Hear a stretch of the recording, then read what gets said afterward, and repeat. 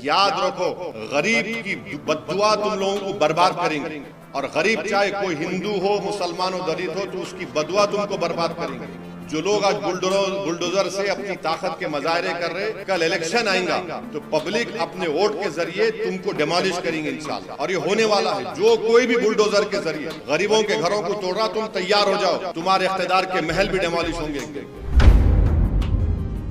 Sir, हाजी शहजाद अली पर क्या बोलिए? इंसिडेंट पर आपने बात की है सर, उसी पर बताइए। हाजी शहजाद अली का वीडियो आपने भी देखा, मैंने भी देखा, जिसमें हाजी शहजाद अली ने कहा कि 21 अगस्त के दिन उनकी ऑर्गेनाइजेशन है छतरपुर में, मध्य प्रदेश में, उलेमा भी है, जाकर रिप्रेजेंटेशन दिए।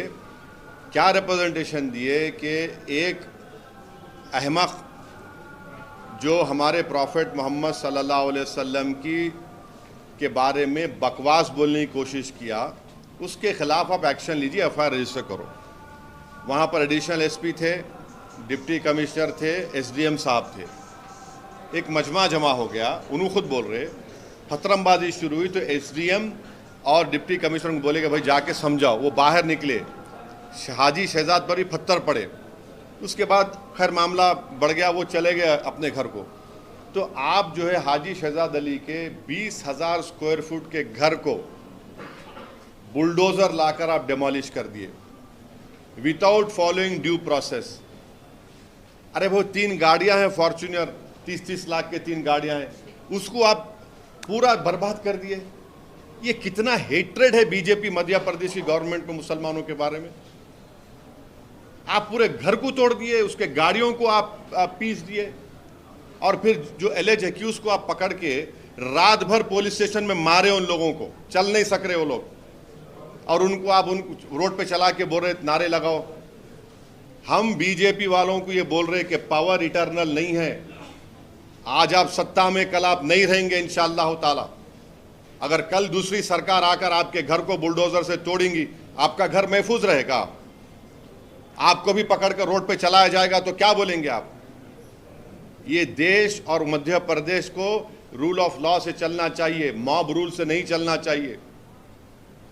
नरेंद्र मोदी अगर कॉन्स्टिट्यूशन को, आइन को चूम रहे हैं तो फिर उनको बताया जाए कि ये कौन सा कॉन्स्टिट्यूशन का प्रिंसिपल फॉलो कर रहे हैं आप।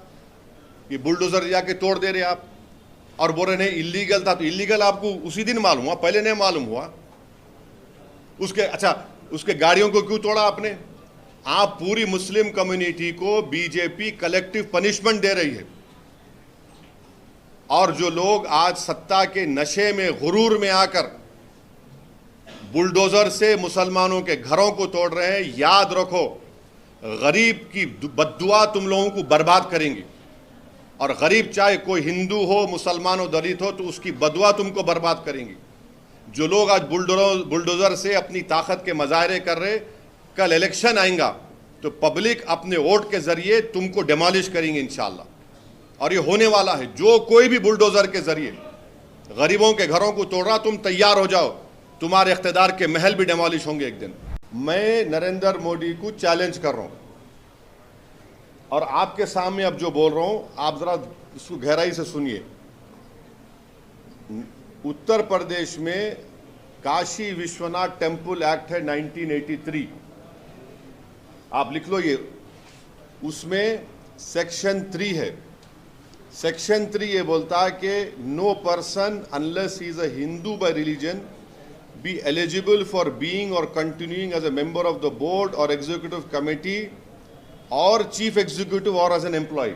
यानी काशी विश्वनाथ का सेक्शन 3 ये बोल रहा है कि वो जो हिंदू होगा बाय रिलीजन, वही एलिजिबल होगा बोर्ड का मेंबर बनने के लिए, एग्जीक्यूटिव कमेटी का मेंबर बनने के लिए, और सीईओ बनने के लिए, और एम्प्लॉय होने के लिए।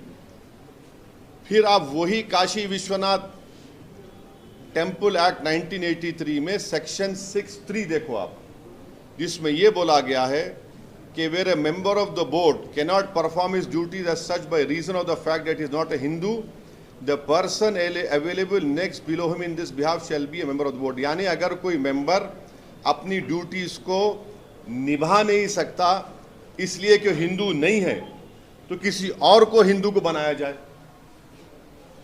आप यहां पर क्या कर रहे हैं सेंट्रल वक्फ काउंसिल में और स्टेट वक्फ बोर्ड में? काशी विश्वनाथ बोर्ड का कोई हिंदू ही मेंबर बन सकता है, मुसलमान नहीं बन सकता। और याद रखिए, हिंदू का डेफिनेशन आर्टिकल 25 में हिंदू, बौद्ध, सिख और जैन है। यहां पे क्या बोल रहे, सिर्फ हिंदू रहेगा, ना सिख होगा, ना बौद्ध होगा, ना आपका जैन होगा। फिर आप तमिलनाडु में आइए, Tamil Nadu Hindu religious and charitable endowments act 1959, उसका आप सेक्शन 10 पढ़ो आप। उसमें क्या लिखा हुआ है? The commissioner, additional commissioner, every joint deputy और assistant commissioner and every other officer और servant appointed to carry out the purpose of this act by whomsoever appointed shall be a person professing the Hindu religion and shall cease to hold office as such when he ceases to profess religion। यानी commissioner, Tamil Nadu में commissioner endowment board का, joint deputy और assistant commissioner, कोई भी officer और उनका employ जो इस एक्ट में अपॉइंट होगा उसको हिंदू रिलीजन का होना चाहिए, और अगर वो हिंदू रिलीजन का नहीं है तो ऑफिस में नहीं रहेगा। कौन सा सेक्शन है Tamil Nadu religious charitable endowment? Section 10। आप आंध्र प्रदेश में आ जाओ, आप आंध्र प्रदेश, तेलंगाना में भी एक्ट है वो। आंध्र प्रदेश वो एक्ट था 87 का, तेलंगाना में भी एक्ट है। Andhra Pradesh charitable Hindu religious institution endowment act 1987, वो सेक्शन 3(2) क्या बोलता है? Additional commissioner, additional commissioner, every regional joint commissioner, deputy commissioner, assistant commissioner appointed under subsection 1 exercising the powers and performing the functions aforesaid in respect of religious institution endowment shall be a person। shall, देखिए जब लफ्ज shall आता ना law में तो mandatory हो जाता। shall और मे में फर्क है। मे में माने दोनों भी हो सकते, shall में फर्क। ये shall वर्ड आया तो सिर्फ वही हिंदू माने वही मैंडेटरी हिंदू होना। shall be a person